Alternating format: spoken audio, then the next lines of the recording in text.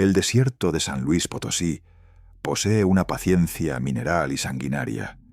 No es arena simplemente, es un organismo prehistórico que devora el tiempo y la cordura de los hombres. Cerca de Real de 14 se encuentra Potrerillos, un caserío fantasma sepultado bajo el desprecio del mapa, donde las estructuras de piedra colapsadas parecen dientes rotos clavados en la tierra seca. En ese purgatorio, el silencio nocturno no es la ausencia de sonido, sino el murmullo reprimido de cosas que esperan que los vivos cierren los ojos para alimentarse de su temperatura biológica. Dos viajeros, extraviados por la soberbia de la juventud y el fallo mecánico de su vehículo, buscaron refugio en el único vestigio techado del páramo, una choza de adobe carcomida por los vientos salitres. Adentro, la atmósfera se transformó en una heladera industrial. Las paredes exudaban una escarcha pastosa que parecía absorber la luz de las linternas y petrificar los pensamientos. El aire congelado se metía en los pulmones como fragmentos de vidrio molido, reduciendo la voluntad de los hombres a un letargo espeso, una parálisis del instinto que presagiaba la llegada de lo innombrable.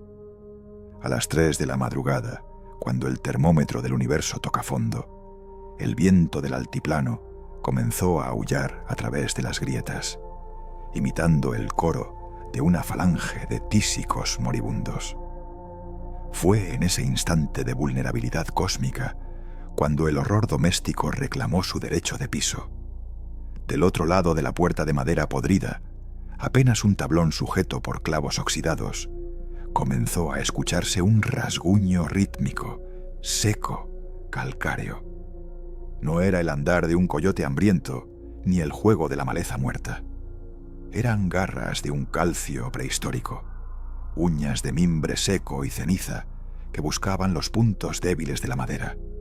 El viajero que montaba guardia sintió que el espinazo se le convertía en una barra de azufre líquido.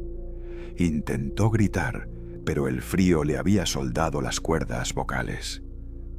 Al mirar a su compañero, tumbado sobre una lona, comprendió el verdadero significado de la indefensión. El hombre yacía sumido en un coma cataléptico, un sopor denso, inducido por las emanaciones narcóticas del adobe podrido y el subsuelo maldito de Potrerillos. Su respiración era tan baja que parecía la de un cadáver en proceso de congelación. Afuera, la masa amorfa de polvo, harapos y dientes ancestrales comenzó a presionar. Un dedo largo, flexible como una raíz de huizache y desprovisto de carne, se coló por una de las hendiduras superiores del tablón, buscando ciegamente el picaporte interior. El centinela, arrastrándose sobre las rodillas con el machete oxidado entre las manos temblorosas, se arrojó sobre su amigo. Comenzó a sacudirlo con la furia del que sabe que el boleto hacia el infierno ya está pagado. Le asestó bofetadas monumentales que sonaban como disparos de fusil en la estrechez de la choza, pero el otro solo emitía un ronquido gordo, pastoso, atrapado en una pesadilla ajena. Fueron 2 minutos de agonía matemática, 2 minutos donde el tiempo se estiró como un chicle de alquitrán, mientras la puerta crujía bajo una fuerza hidráulica e invisible.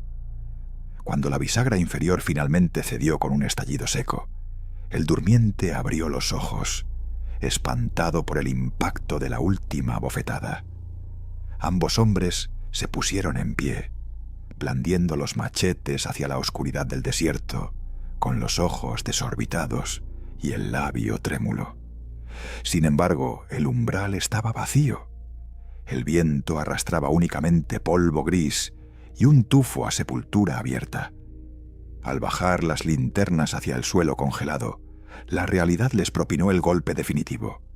Impresas en la tierra dura, justo frente a la entrada rota, se extendían las huellas frescas de 2 pies deformes, de 3 dedos falangistas, hundidas con una presión física que ningún animal de este mundo podría ejercer sobre la piedra. La cartografía oficial insiste en catalogar al Cerro Gordo como una simple elevación de piedra y matorral seco. ¡Qué ceguera! Los que habitamos en sus faldas sabemos la verdad.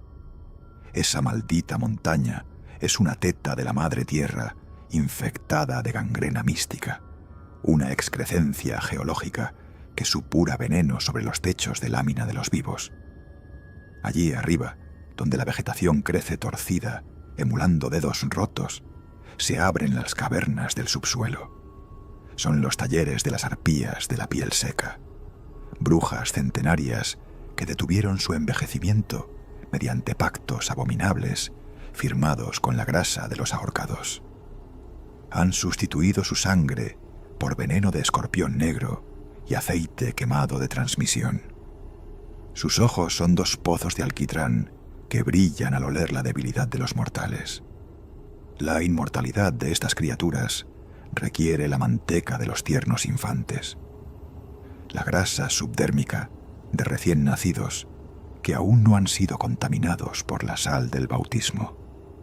Esa carne pura es destilada en ollas de barro curadas con azufre para extraer el elixir de la eterna juventud marchita, una pócima que les otorga la dureza del cuero viejo para seguir arrastrándose por el mundo. Cada solsticio de invierno, las brujas ejecutan su metamorfosis. Se arrancan la piel marchita en un ritual de automutilación espantoso y se arrojan al vacío desde la cumbre. En la caída, la fricción con el aire corrupto las enciende, transformándolas en orbes de plasma ígneo, colosales albóndigas de fuego que violan el cielo nocturno con un zumbido hidráulico que hace temblar la dentadura de los perros y descompone la leche en las heladeras. Mateo Albarrán, un tornero retirado que padecía insomnio crónico, vivía en la última calle del pueblo, frente a un baldío infestado de basura. Esa noche el aire se puso denso, como manteca de cerdo líquida, y los grillos guardaron un silencio sepulcral. A las 2 de la madrugada, un resplandor anaranjado iluminó su cocina. Pegó la cara a la ventana y vio una esfera de fuego de 4 metros, descendiendo con la parsimonia de un globo aerostático del demonio, siseando como 1000 serpientes fritas en aceite. La bola asentó en el baldío. El calor curvó y derritió los vidrios de la ventana de Mateo. A través del cristal deformado, distinguió un núcleo de humo negro donde se adivinaba la postura fetal de una vieja esquelética, cuyos dedos larguísimos se abrían en el vacío. Mateo pensó en el bebé de su vecino de al lado, el pequeño que apenas tenía una semana de nacido. Quiso gritar, pero el veneno de la montaña lo paralizó, transformándolo en un testigo cómplice del horror geológico.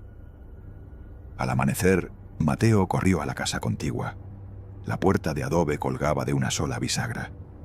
Adentro reinaba una resignación gorda y pastosa. La cuna estaba intacta, pero las cobijitas del niño albergaban una costra de cenizas negras y grasientas. Mateo hundió el dedo en la sustancia. Estaba fría como el granizo y olía a tocino rancio, a grasa corrompida y a una blasfemia antigua que no podía traducirse a ningún idioma humano. Arriba, el Cerro Gordo esperaba impasible el próximo solsticio.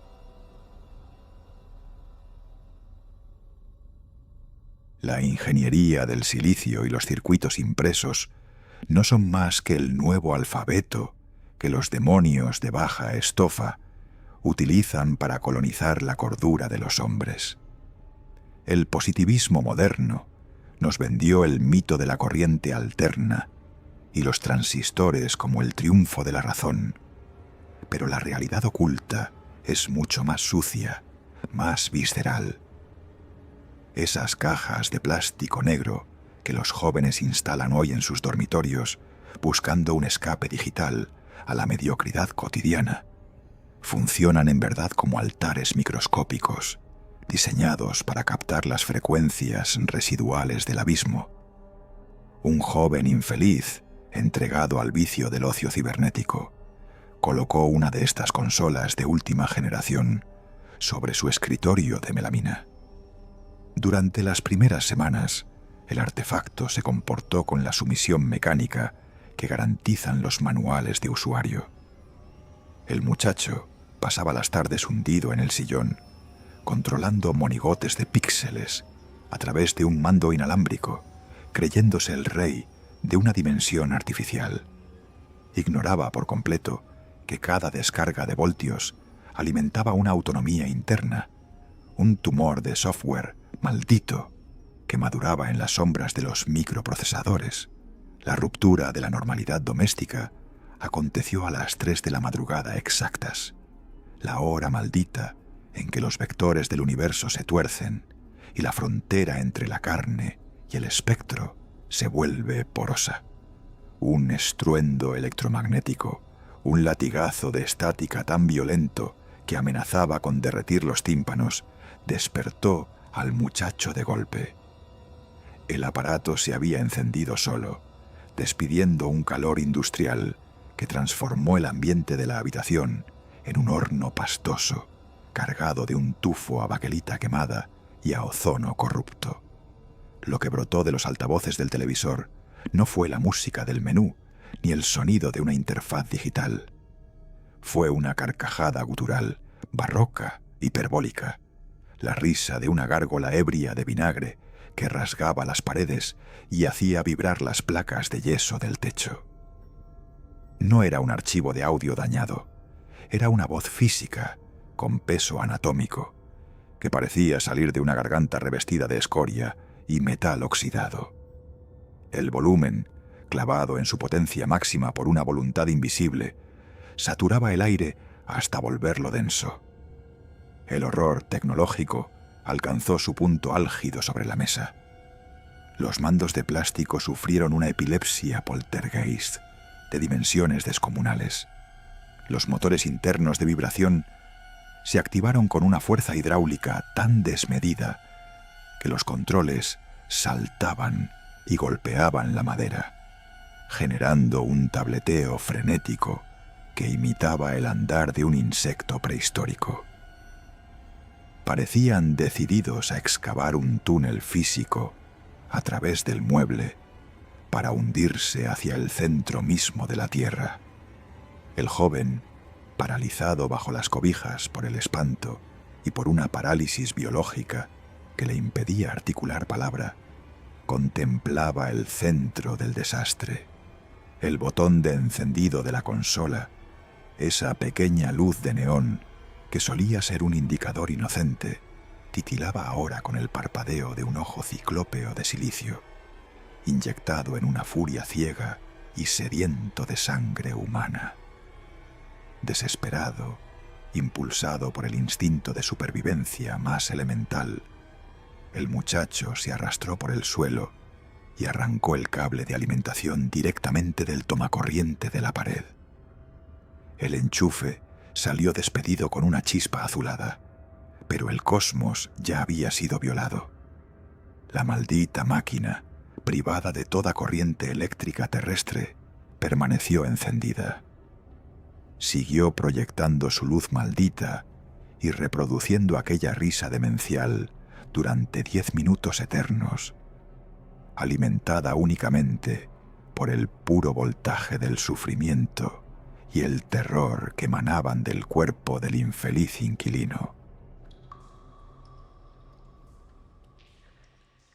La geometría de los hogares familiares es una trampa que la física moderna prefiere ignorar para no caer en el manicomio.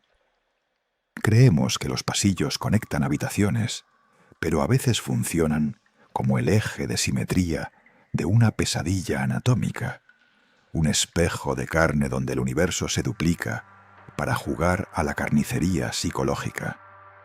El mito del doppelganger, el doble biológico nacido de la escoria del cosmos, no es una leyenda alemana, Es una aberración que aguarda en los recovecos de cualquier casa de provincia.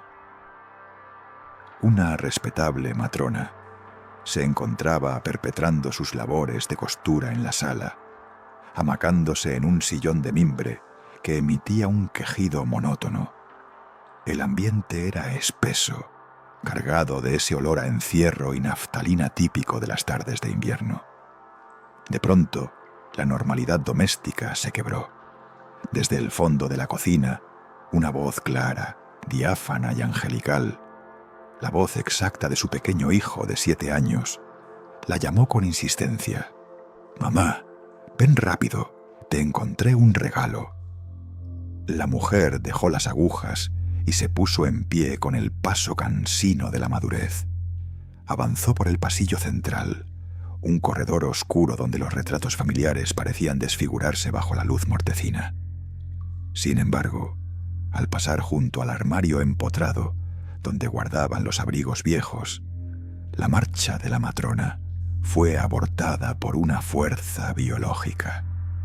Una mano diminuta, de unos dedos flacos y fríos como el granizo de la Patagonia, emergió de la hendidura de la puerta y la aferró con una desesperación hidráulica por el dobladillo de la falda. La madre contuvo el aliento y bajó la vista hacia la negrura del armario. Entre las mantas polvorientas y el olor a lana húmeda se dibujaba el rostro desencajado de su hijo. El niño tenía los ojos desorbitados, inyectados en un terror purísimo, y el labio inferior le temblaba como una hoja seca. Pegando su boca helada al oído de la mujer, le susurró con un hilo de voz asmática: «Mami, por lo que más quieras en este mundo, no vayas a la cocina. Yo también escuché a esa cosa que me imita allá adentro». En ese instante de iluminación satánica, la mente de la mujer fue sometida a una tensión matemática insoportable. Quedó petrificada en mitad del pasillo, convertida en el centro de una balanza monstruosa. A la izquierda, el hijo del armario, temblando entre harapos. A la derecha, la voz idéntica del hijo de la cocina, que volvía a llamarla con una cadencia perfecta, casi mecánica.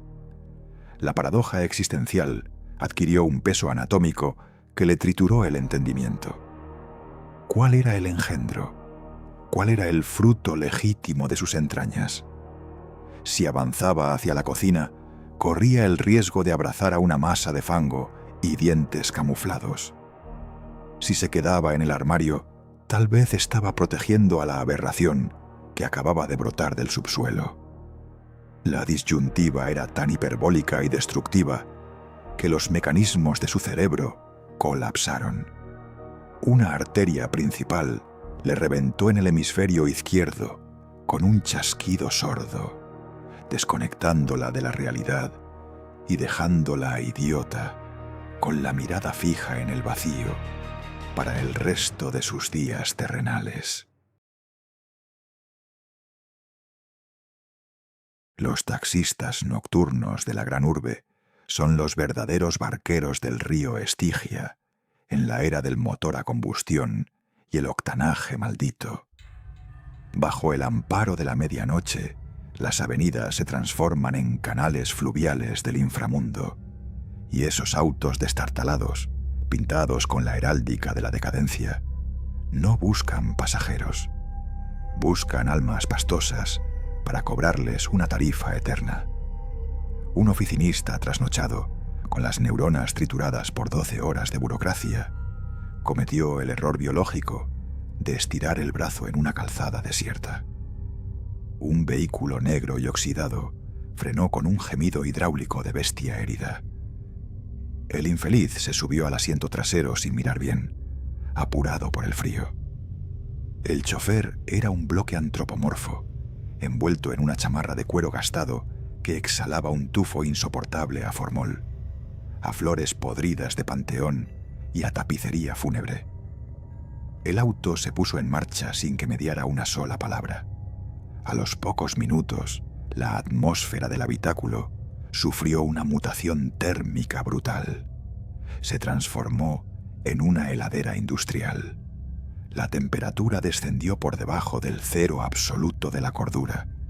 El aliento del pasajero comenzó a condensarse en nubes blancas y espesas que flotaban en el aire congelado. El horror definitivo estalló cuando el oficinista levantó la vista hacia el espejo retrovisor central, buscando el rostro del conductor. El asiento delantero estaba vacío. No había reflejo alguno. El espejo devolvía únicamente la imagen del tapizado desierto. Sin embargo, el volante giraba con violencia matemática, movido por unas manos de aire congelado y una voluntad ciega nacida del Averno. El velocímetro subía de forma hiperbólica. El coche aceleraba desbocado hacia una zona de la periferia que no figuraba en ningún mapa civil. Un páramo de sombras eternas y chimeneas industriales que escupían un humo negro y denso que tapaba las estrellas. El pasajero comprendió el veredicto. El taxista invisible lo estaba conduciendo directo al matadero de las almas perdidas. En un acto de desesperación zoológica, ignorando la velocidad, el hombre empujó la portezuela y se arrojó de cabeza contra el asfalto. El impacto fue un estallido de dolor. Rodó por el pavimento rompiéndose 3 costillas y fracturándose el hombro, pero logrando rescatar su pellejo de la condenación eterna, mientras el auto de la muerte se perdía en la negrura sin frenar. Y así concluimos este viaje por los arrabales del espanto cotidiano, amigos. Porque la verdadera lección de estas crónicas truculentas es que el abismo no necesita de castillos medievales ni de monstruos de utilería para manifestarse. El horror es gordo, es de barrio, se oculta en un electrodoméstico fallado, en una choza de adobe marchito o en el espejo retrovisor de un viaje cualquiera a mitad de la noche. Cuiden sus pasos, desconfíen de las sombras del altiplano y, sobre todo, miren bien quién maneja antes de subirse al próximo coche. Buenas noches.